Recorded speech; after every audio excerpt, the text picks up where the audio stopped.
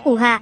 Inagaw na ni Zhang Juhua, Tang Xiaoquan, at Xiao Xuanfen ang higit sa kalahati. Naisip ba nila kami kahit kaunti? Ang tawag nyo ba dyan ay pag-angkin? Iniingatan lang namin iyon para sa inyo. Hindi ko akalain, ikaw na bata, na napakabait namin sa inyo. Magagawa mo pang magsabi ng ganiyang bagay. Mama, Xiaoqin, palagay mo ba ang ganitong tao ay kawawa? Mama, huwag kayong magulo. Mag-usap tayo ng maayos kung may problema.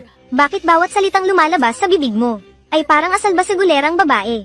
At ikaw rin, Xiaoquan, bilang isang nakatatanda, kung may katwiran, sabihin ang katwiran.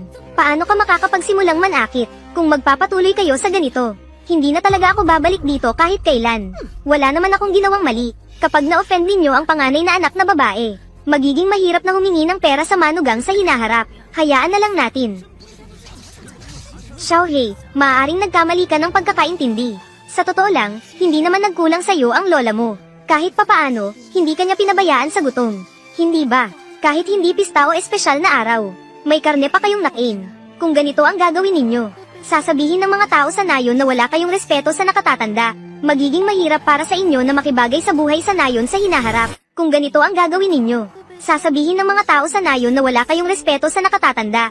Magiging mahirap para sa inyo na makibagay sa buhay sa nayon sa hinaharap. Tiya, kahit noong nabubuhay pa ang mga magulang ko, o kahit noong wala na sila, napakabuti mo sa aming magkakapatid.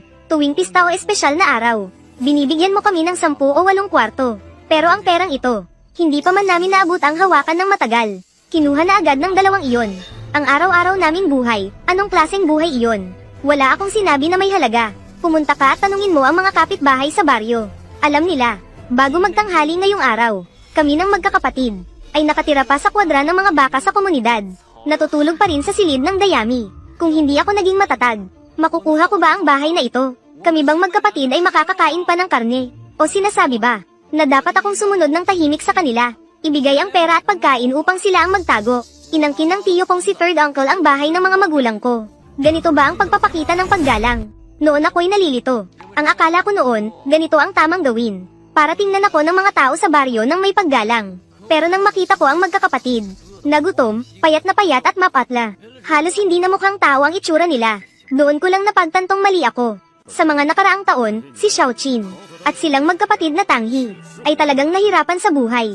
Nang pumanaw ang mag-asawang Shaolin, mga bata pa sila Tanghi noon. Kayo na lang ng nanay mo ang natitirang kamag-anak nila.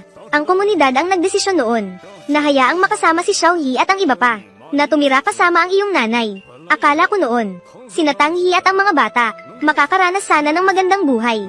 Hindi ko inakala, na nitong mga nakaraang taon, ang mga bata, nakaranas